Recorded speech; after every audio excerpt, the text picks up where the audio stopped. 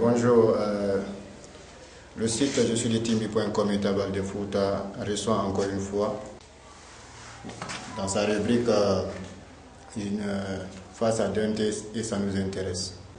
Aujourd'hui, monsieur le maire de la commune rurale de Timbi Madina, en l'occurrence Eladji Mamadou Selou Wendou. Il y a quelques jours, vous avez suivi un forum sur le budget participatif. Que pensez-vous? Que pouvez-vous nous dire à propos de ce forum? Merci beaucoup. Comme je vous ai dit l'autre fois, que le gouvernement guinéen a opté, au lieu de budget classique, maintenant c'est le budget participatif. Nous avons organisé des forums au niveau du secteur et des districts où nous avons retenu avec la population 5 actions par district, ce qui fait 70 actions qu'on a collectées au niveau des 14 districts.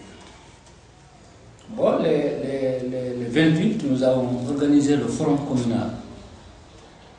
Parce que sur les 70 actions retenues au niveau des districts, il fallait maintenant retenir 5 seulement pour 2015. Vous avez vu que c'est du travail. Chaque district a envoyé 15 membres au niveau des jeunes, au niveau des femmes et au niveau des vieux pour défendre leurs 5 actions retenues. Maintenant, pendant 5 heures de temps, on est sur les discussions pour retenir 5 au niveau de la commune. C'est du travail. Chacun parce qu'il voulait retenir les actions proposées dans leurs districts respectifs. Mais comme c'est la démocratie, c'est la volonté populaire, moi et le sous-préfet, on était des invités. Il y avait un comité de pilotage qui discutait avec la population.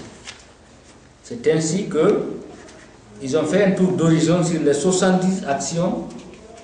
Ils ont trouvé que l'ensemble des districts, chacun a opté de faire des aménagements de plaine et de bas-fonds. Donc, nous avons décidé, le premier point à retenir, c'est l'aménagement de 300 hectares de plaine et de bas-fonds. Ça, c'est le premier critère. Deuxièmement, il y avait 2 districts qui ont postulé pour faire les collèges ruraux. Ça, c'est Tokosere et Tiapata. Ils ont fait face à la population qui était là, les délégués des districts. Chacun a fait un exposé. Qu'est-ce qu'ils ont pu faire pour avoir ces collèges-là? C'est ainsi qu'après les discussions, on a trouvé que Tokosere est en avance sur Tiapata. Parce que Tokosere a déjà 3000 briques de ciment posées. Ils ont les agrégats. Ils ont fait même la fondation. Donc, unanimement, les 14 districts ont trouvé que Tokosere est prioritaire. Donc, nous avons retenu en 2015 construire le collège de Tokosere. Il y avait 3 districts qui postulaient pour un poste de santé. Ça, c'est Sonké, Dumba et Bamikouré. Ça aussi, après consultation, ils ont vu que Bamikouré est en avance. Parce qu'ils ont déjà les agrégats sur place. Ils ont choisi 1,5 hectare où on doit mettre le poste de santé. Ils ont l'aval du directeur préfectoral de la santé. Donc tout ça est prêt. Et dans le plan de développement local de Timbi Madina, et le poste faut aussi figurer. Donc on a 3e action à retenir. Il fallait retenir nous avons retenu le poste de santé de Tokosere. Bon, il restait maintenant 2 actions. Et Bamikouré, pardon. Poste de santé de Bamikouré. 4e, nous sommes retournés vers la jeunesse, parce qu'il fallait que la jeunesse aussi ait une action. C'est ainsi qu'ils ont choisi de clôturer le terrain de Dumba, unanimement.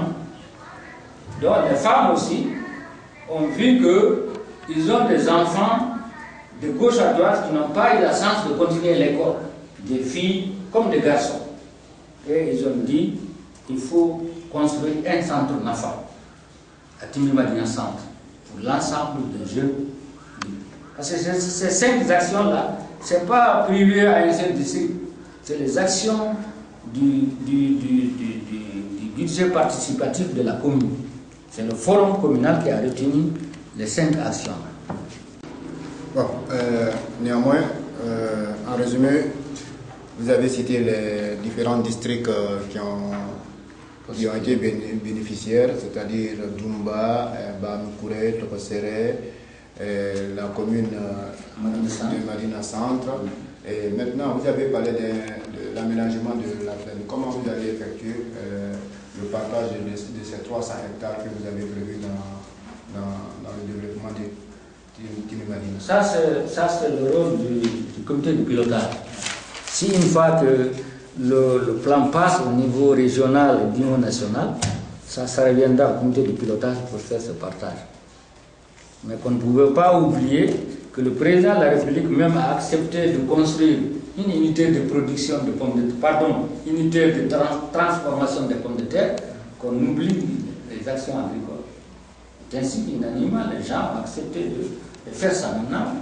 Et les outils, on verra comment on répartit ça entre les bénéficiaires. Malgré que vous avez parlé du plan de développement local concernant ces différents districts, est-ce que vous avez créé une commission de suivi? Parce qu'en Guinée, le plus souvent, quand il y a un projet, il n'y a pas de suivi. Est-ce qu'il y a un comité qui existe déjà, un comité de suivi pour ces différentes actions que vous avez citées tout à l'heure? Je vous avais dit qu'il y a un comité de pilotage. Oui. Le comité de pilotage est composé du secrétaire général de la commune, le receveur, la société civile, le cadre de la déconcentration, certains chefs de service, la jeunesse et les femmes. Donc ça, c'est le comité de pilotage. Qui est à la tête du comité de pilotage? C'est le maire. C'est le maire. Maintenant, quel est le regard que vous portez pour les districts qui n'ont pas été bénéficiaires? C'est compte tenu du budget participatif qui n'ont pas pu réunir à temps, ou bien c'est un manque de sensibilisation? Parce que sûrement peut-être le message n'est pas passé. Non, le message est passé, mais c'est au niveau national. Ils ont décidé de choisir d'abord 3 communes par région administrative. C'est une expérimentation, si vous voulez. Donc c'est ça là, mais ils ont dit maintenant, chaque district est prioritaire de choisir eux-mêmes leurs actions de développement. Il y a un plan de développement local pour 5 ans. Donc peut-être parmi les 5 ans successifs là, les 70 actions passeront. C'est ainsi que, mais comme c'est la démocratie, on a pris ceux qui ont plus près, ce n'est pas plus près de Madina, mais qui sont réunis le nécessaire pour construire leur territoire. Ok, nous sommes au terme de notre entretien. Quel message avez-vous à lancer à l'endroit de nos frères ressortissants de Timbi qui sont à l'extérieur pour au moins se venir en aide aux différentes populations concernant le développement dans leur propre district ou bien au niveau de la sous-préfecture de Timbi Madina? Le budget participatif, voici le budget participatif. D'abord, on a recensé, on a fait l'inventaire de tout ce qui existe depuis 56 ans.